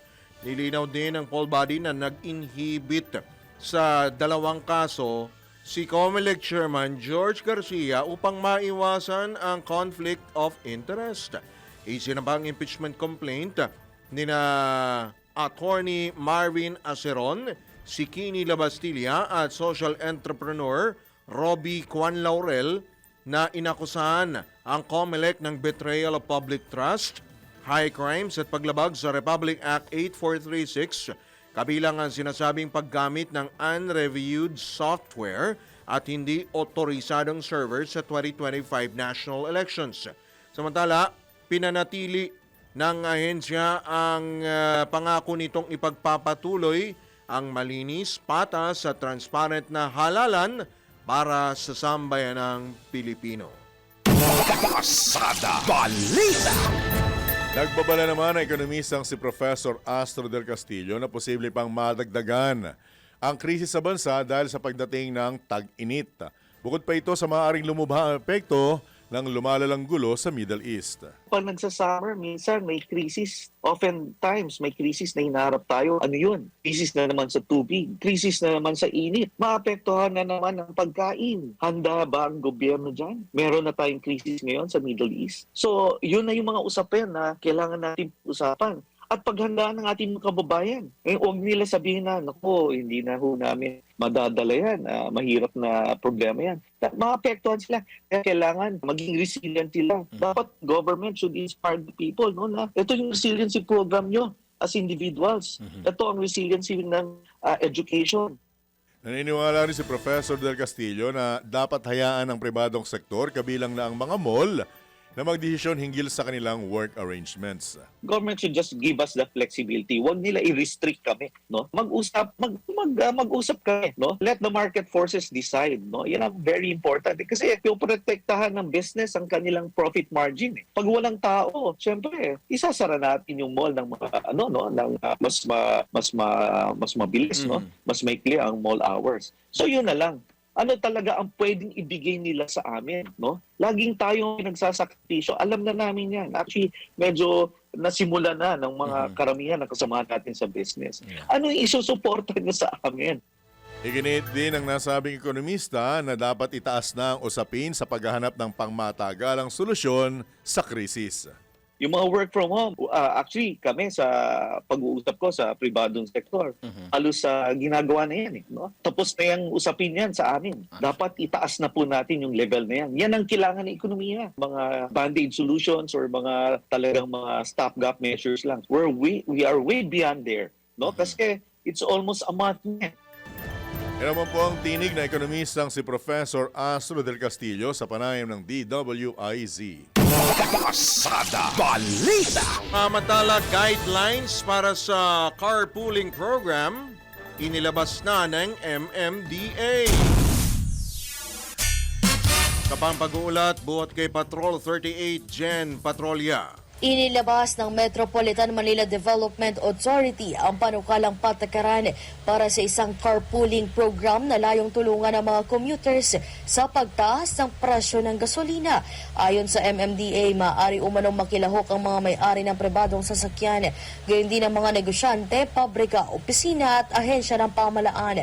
Hindi pa tuluyang pinalang panukala dahil sa patuloy pang kumakalap ng feedback mula sa mga stakeholder at nakikipag-ugnayan sa mga ahensya ng pamahalaan gaya ng Land Transportation Office at Land Transportation Franchising and Regulatory Board.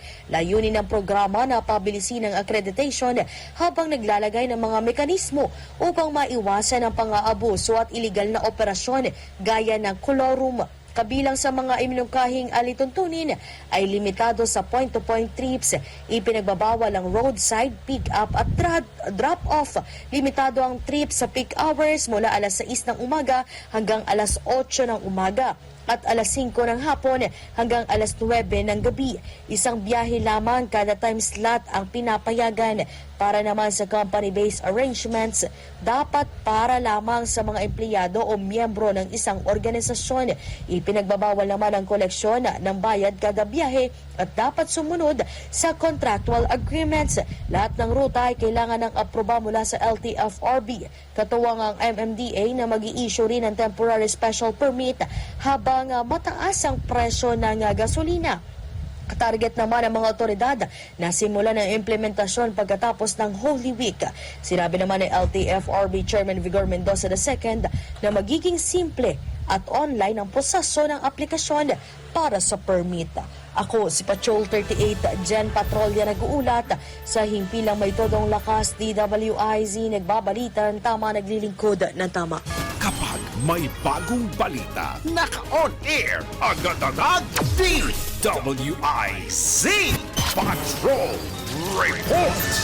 Abiso naman sa mga pasahero, pansamantalang ititigil ang operasyon ng LRT-1, LRT-2 at MRT-3 mula Huwebes Santo, Abril 2 hanggang Linggo ng Pagkabuhay, Abril 5. Batay sa abiso ng mga pamunuan ng mga estasyon, isasagawa sa mga nasabing araw ang regular maintenance activities kasabay na rin ng paggunita ng Semana Santa. Magbabalik normal ang operasyon ng mga linya ng nasabing tren sa Lunes, Abril 6. Kaugnay nito, tigil operasyon din ang Philippine National Railway sa Biyernes Santo hanggang Sabado de Gloria at magbabalik ang operasyon sa Linggo na ng Pagkabuhay. Pinapayuhan ang publiko na magplano ng kanilang biyahe at gumamit ng alternatibong transportasyon sa mga nabanggit na petsa at araw. Pasada Balita! Tala 19 na OFW kabilang ang 2 bata ang ligtas ng nakatawid sa border crossing ng mula Israel sa tulong ng Department of Migrant Workers Overseas Workers Welfare Administration.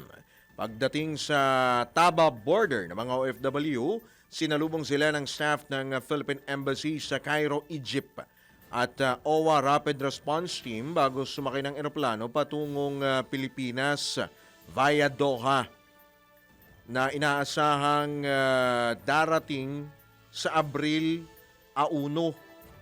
Ayon sa embahada, nasa 167 mga Pilipino na ang nakalabas ng Israel, kabilang ang mga menor de edad, turista, pilgrim, estudyante at mga manggagawa. Pasada Balita! Nagsampa ang Philippine National Police ng 7 kaso kaugnay ng sinasabing hoarding ng gasolina at iba pang paglabag, kasabay ng pagtaas ng presyo ng langis dahil pa rin sa tensyon sa gitnang silangan. Ayon sa PNP, 3 kaso ng hoarding ang isinampa sa Bicol at isa naman sa Eastern Visayas. May isinampa ring reklamong profiteering at overpricing sa Eastern Visayas at Davao.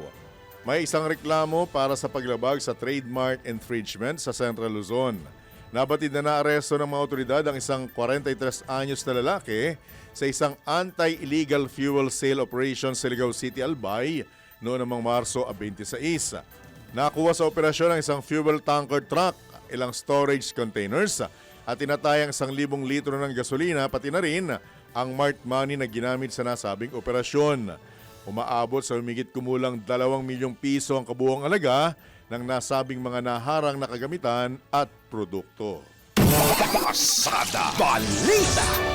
Pero yung inaresto, sumuko pala na gas and run. Sa Balintawak pala yun, ano? Balintawak na Balintawak, QC. QC. So, nagtago siya ng, kailan ba nangyari? Ilang araw, no? Sa San Jose del Monte, Bulacan.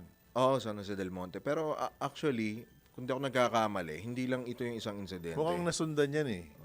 Alam ko nasundan yan, pero hindi ko lang masiguro kung saan saan lugar o tsaka kung kailan nangyari. Oo, so...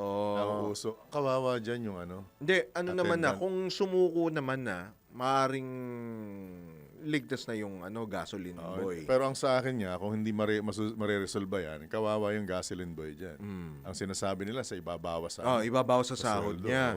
Pero hindi naman niya kasalanan. Oo. Diba? Pero may mga nagbumungkahi kasi na magbayad muna bago makarga. Hindi. Magpakarga. Kasi hindi mo naman alam kung magkano yung ikakarga. Kaya nga, paano ka lalo magbabayad na kung agad? magpapa-full tank. Kaya, di ba kapag nagpapakarga ka nga, natural, lagyan mo muna bago ka magbayad. Doon mo malalaman kung Ang magkano. magandang mungkahi siguro dyan, huwag mong tatanggalin yung nozzle hanggat hindi bayad. Hanggat di kayo nagkakapalitan ng resibo at saka ng Dapat may lock. ng pera. May lock muna yun, di ba? Hindi, kahit na huwag na mag-lock, basta yung nakatusok pa rin yung panglagay ng Ang kagandahan gasolina. naman kasi, kaya siya natunton dahil may CCTV. At sinare na rin naman sa social media ng mga kababayan Yan naman ang kabutihan ng nagagawa ng na social media. plakahan siya. Kaya huwag na ho kayo magtatangka. Pero kayo. Bahala kayo. Sa ganong halaga. Tsaka sa ganitong klase ng krisis, gagawa pa kayo ng kabalbalan. Ewan ko Pumila na lang kayo dun sa DSWD. Hindi, tsaka kung wala kayong pangkarga ng gasolina, huwag na lang kayo magbiyahe. Kesa yung mamemerwisyo pa kayo ng ibang tao. Nananahimik yung gasoline boy. Tatrabaho ng maayos. Kailangan niya ng pera, lalo na ngayong panahon. Kung may diba? diskarte ko sa ganyan eh. Halimbawa yung pagkapawala na yung gasolina ko, sabihin ko sa atin, ma'am, sir, 1,000 full tank. 1,000 full tank. Problema ngayon siya kung paano niya ipupull tank sa halaga 1,000. Buti hindi ka binato ng... Speaking of gasolinahan, bumaba na sa 356 ang bilang ng mga gasolinahan sa bansa na pansamantalang nagsara. Sa gitna po ng walang prenong pagtaas, big time na pagtaas ng presyo ng mga produktong petrolyo. Ayon kay PNP spokesperson Brigadier General Randolph Toaño, patuloy nila minomonitor ang sitwasyon at ang kabuang 14,500 establishmento sa buong bansa. Anya, tumula sa 369 noong Marso 29, bumaba ito sa 356 hanggang kahapon. Nito namang Biyernes, umabot sa 425 ang bilang ng mga nagsarang gas station. Ang nasabing pagbaba ng bilang ay indikasyon na may ilang gasolinahan na muling nagbukas matapos makapag-refill ang kanilang supply. Pangunahing dahilan ng pagsasara ang kakulangan ng supply ng langis. Pasada Balita. Umabot na sa 1.9 billion pesos ang pinsala sa agriculture sector dahil sa tinatawag na moisture stress. Ayon sa Agriculture Department, apektado ang mahigit 43,000 na magsasaka at nasa 48,000 na hektarya ng lupang sakahan. Tinatayang nasa 113,000 metric tons naman ang produksyon ang nawala sa 5 rehiyon. Kabilang ang Cagayan Valley, Mimaropa, Zamboanga Peninsula, Davao Region at Soxargen. Sa kabuuang halaga, umabot sa 1.8 billion pesos ang pinsala sa mais, 107 million pesos sa bigas at 17 million naman sa mga tinatawag na high-value crops. Tumaas ang kumpiyansa ng mga negosyo sa bansa bago sumiklab ang tensyon sa gitnang silangan, batay na rin sa pinakahuling Business Expectation Survey ng Bangko Sentral ng Pilipinas. Matatandang sinagawa ang survey nitong Pebrero kung saan umakyat ang Year Ahead Confidence Index sa 51.1% mula 38.6% noong Enero. Senyales ng mas positibong pananaw ng mga kumpanya na inaasahang susuportahan ng matatag na demand ng mamimili at paggasta ng pamahalaan. Gayunman, binigyang din ng BSP na maaaring maapektuhan ang kumpiyansa ng negosyo at inflation depende sa magiging epekto ng sigalot sa gitnang silangan.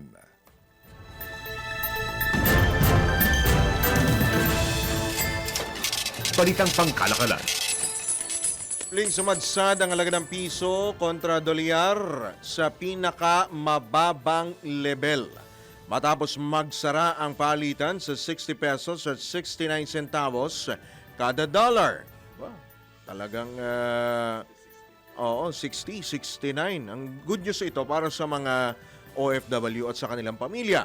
Ito na ang pinakamahinang level o pinakamahinang performance sa kasaysayan ng piso. Mas mababa sa dating record ng 60 pesos at 55 centavos noong Biyernes, Marso 27.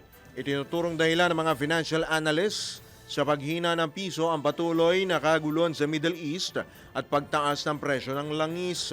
Dahil dito inaasahan na rin ang pagtaas ng presyo ng mga pangunahing bilihin, posible pang tumaas, pati mga imported goods habang mananatiling hamon ng inflation at ang posibleng pagbaba ng investor confidence sa bansa. Pero kanina, may confidence pa rin sila. Samantala, magiging critical din ang magiging tugon ng Bangko Sentral ng Pilipinas para mapanatili ang katatagan ng ekonomiya sa mga susunod na araw. Pasada Balita. Mga balitang dapat alam mo kahit sa labas ng bansa. DWIZ Balita sa ibang bansa. Babawasan na ng kalahati ang fuel tax o buwis sa gasolina sa Australia upang maibsan ang tumataas na gastos ng mga motorista dulot pa rin ng pagmahal ng petrolyo sa gitna ng tensyon sa Middle East. Kinumpirma ito mismo ni Australian Prime Minister Anthony Albanese kasunod ng kanilang pulong kasama ang mga leader ng Estado kahapon Marso at 30. Sa kasalukuyan, nasa 52 centavos kada litro ang buwis sa gasolina sa Australia at pansamantalang ibababa ito sa kalahati sa loob ng 3 buwan. Ayon kay PM Albanese, sapat ang supply ng gasolina sa kanilang bansa at ang inararanasang kakulangan sa ilang rural na lugar, bunsod ng panic buying at pagkaantala ng pamamahagi ng langis. Pasada Balita. Sa mundo ng palakasan, ang latest malalaman sa DWIZ Sports News. PBA player Calvin Abueva pinagmulta matapos ang kanyang malisyosong pahayag laban sa mga referee. Alamin natin ang sports update mula sa ating sports analyst. Sasarguin niya ni Jordan Gutierrez. Pinagmulta ng Philippine Basketball Association si Converge Fiversers forward Calvin Abueva ng 20,000 matapos ang kanyang malisyoso at hindi angkop na pahayag laban sa mga referee kasunod ng laro ng Converge kontra Barangay Ginebra, San Miguel nitong March 29. Sa kumalat na video sa social media, sinabi ni Abueva na paldo ang 4 na referees na ikinabahala ng liga dahil sa umano'y paratang na walang basihan laban sa mga opisyal ng laro. Ayon kay PBA Commissioner Willie Marshall, hindi maaaring palampasin ang naging pahayag ni Abueva dahil nakasisira ito ng integridad ng liga at ng mga referee. Sa isinagawa namang pulong, humingi na ng paumanhin si Abueva at nangakong hindi na uulitin ang insidente bilang pagtugon sa ipinataw na parusa ng PBA. At yan ang ating sports news. Ako si Jordan Gutierrez, nagbabalita ng tama, naglilingkod ng tama. Pasada Balita. Balitang pangkalusugan. Alamin natin ang updates sa kalusugan mula kay Kath Antonio. Alam mo bang may kondisyon na tinatawag na Cotard Syndrome kung saan naniniwala ang isang tao na patay na siya o wala na ang ilang bahagi ng kanyang katawan? Sa kondisyong ito, maaaring isipin ng isang tao na wala na siyang buhay, wala na siyang dugo o nabubulok na ang kanyang katawan. Ayon sa mga psychiatry experts, ito ay may kaugnayan sa matinding depresyon, psychosis o iba pang malubhang sakit sa pag-iisip. Delikado ito dahil maaari itong humantong sa pagpapabaya ng sarili ng pasyente tulad ng hindi pagkain o pag-inom dahil sa paniniwalang patay na siya. Payo ng mga doktor, ang agarang pagpapatingin ay makakatulong upang agad na magamot ang isang tao na nakakaranas nito sa paraan ng therapy session at tamang medikasyon. At yan ang aking balitang pangkalusugan. Ako si Kat Antonio, nagbabalita ng tama, naglilingkod ng tama. Pasada Balita. Ito na ang latest, bagong-bago, fresh na fresh. DWIZ Showbiz News. proud ang singer-songwriter na si Ai Sigera sa kanyang anak na si Amara matapos itong matanggap sa Stanford University sa US of A. Diyan po yan sa California. Ayon kay Ice, hindi nila inakala ng kanyang asawang si Liza Dino na makakapasok si Amara sa isa sa mga top at prestigious university sa buong mundo. Mas naging special din anya ang tagumpay ni Amara dahil kasabay ng nasabing anunsyo ang pagdiriwang nito ng kanyang 18th birthday. Natanggap si Amara sa Mechanical Engineering Program ng Stanford na lalong ikinatuwa ng kanyang mga magulang dahil sa dedikasyon at sipag na ipinakita nito sa pag-aaral. Pasada Balita. At sa ating good news, kinilala ang Iloilo City at San Fernando, Pampanga bilang isa sa 20 cities toward zero waste ng United Nations. Kinabibilangan ng naturang listahan ng mga lokal na pamahalaan na nagpamalas ng mga ambitious at innovative na mga paraan sa pagbabawas ng basura. Partikular na binigyang halaga ng pagkilalang ito ang mga lungsod na nagsusulong ng circular economy solutions at nagpapatupad ng mas sustainable, resilient at inclusive urban systems sa mundo. Samantala, kabilang din sa iba pang lungsod na ginawaran ng pagkilala ang Bologna.